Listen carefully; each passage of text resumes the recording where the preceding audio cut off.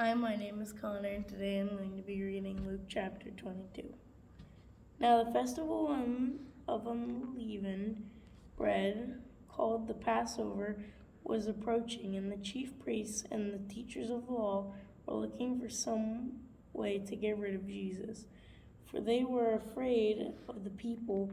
Then Satan entered Judas, called Iscariot, one of the 12, and Judas went to the chief priests and the officers of the temple guard and discussed with them how he might betray Jesus.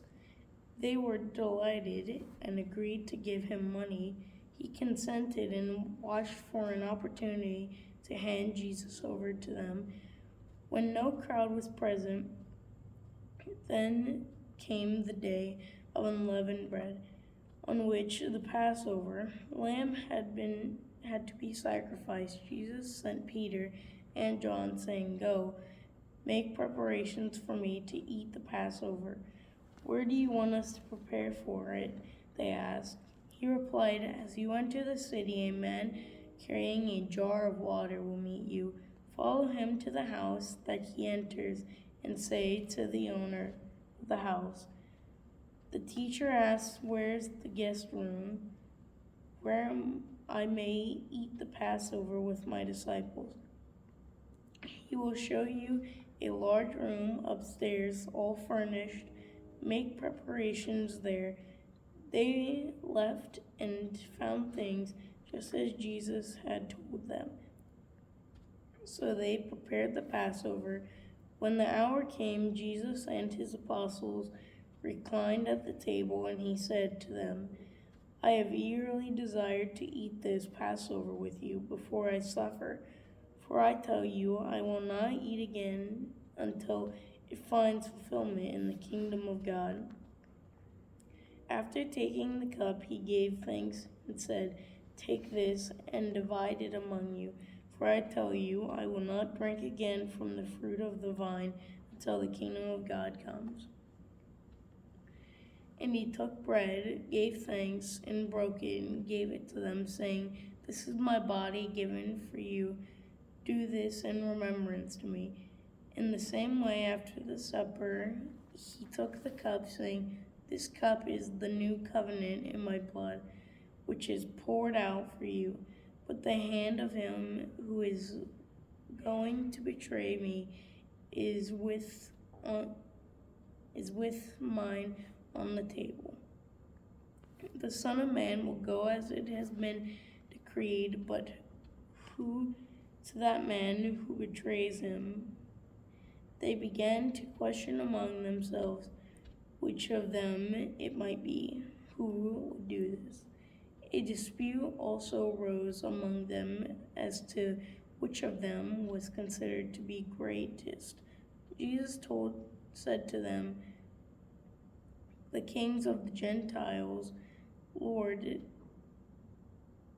it over them, and those who exercise authority over them call them selves benefactors. But you are not to be like that. Instead, the great among you should be like the youngest, and the one who rules like the one who serves. For who is greater, the one who is at the table or the one who serves? Is it not the one who is at the table? But I am among you as one who serves. You are those who have stood by me in my trials, and I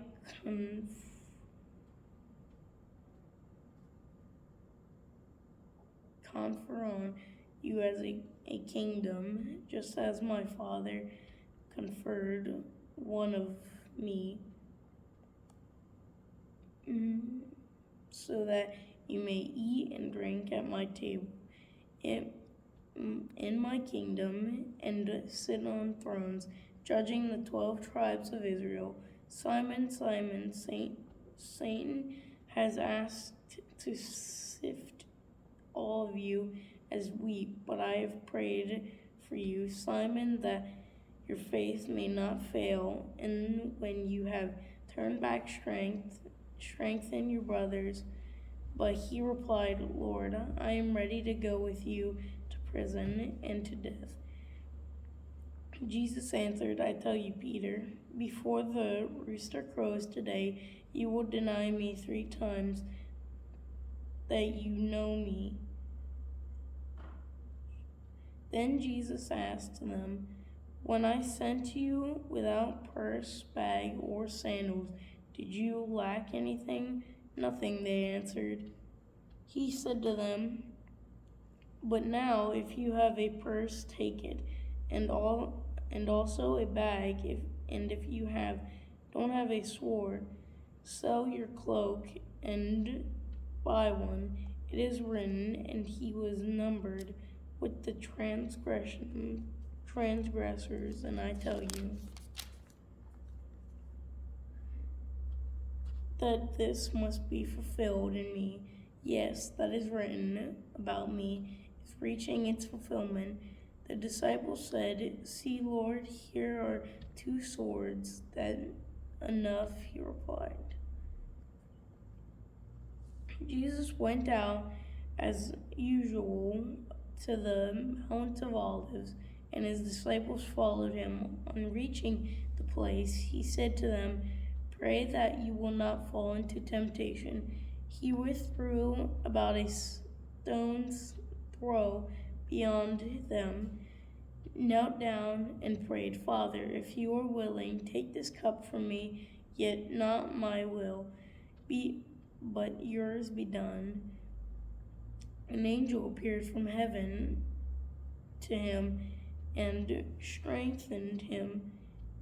And being in anguish, he prayed more earnestly, and his sweat was like drops of blood falling to the ground. When he rose from prayer and went back to the disciples, he found them sleeping, exhausted from sorrow. "Why are you sleeping?" he asked. "Get up and pray, so that you will not fall into temptation." While he was still speaking, a crowd came up, and the man who was called Judas, one of the 12, was leading them. He approached Jesus to kiss him, but Jesus asked him, "Judas, are you betraying the Son of Man with a kiss?" When Jesus' followers saw what was going to happen, they asked, "Lord, should we strike with our swords?" And one of them struck the servant of the high priest, cutting off his right ear. But Jesus answered, "No more of this," and he touched the man's ear and healed him. Then Jesus said to the chief priests, the officers of the temple guard, and the elders who had come for him, "Am I leading a rebellion that you have come with swords and clubs? Every day I was with you in the temple courts, and you did not lay a hand on me. But this is your hour when darkness reigns." Then seized him, they led him away and took him into the house of the high priest. Peter followed at a distance, and when some of them there had kindled a fire in the middle of the courtyard and had sat down together, Peter sat down with them. A servant girl saw him seated there in the firelight. She looked closely at him and said, This man was with him. But he denied it. "Woman, I don't know him," he said. A little later, someone else saw him and said, You are one of them." "Man, I am not," Peter replied. About an hour later, another asserted, "Certainly, this fellow was with him, for he is a Galilean." Peter replied, "Man, I do not know what you are talking about."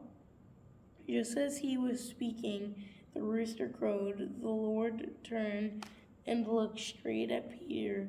Then Peter remembered the word the Lord had spoken, you would disown me 3 times. And he went outside and wept bitterly. The men who were guarding Jesus began mocking and beating him. They blindfolded him and demanded prophecy, "Who hit you?" And they said many other insulting things to him. At daybreak, the council of the elders of the people, both the chief priests and the teachers of the law, met together, and Jesus was led before them. "If you are the Messiah," they said, "tell us." Jesus answered, "If I tell you, you will not believe me, but if I asked, you would not answer. But from now on, the Son of Man will be seated at the right hand of the mighty God." They all asked, Are you then the Son of God?" He replied, "You say that I am." Then they said, "Why do we need any more testimony? We have heard it from his own lips."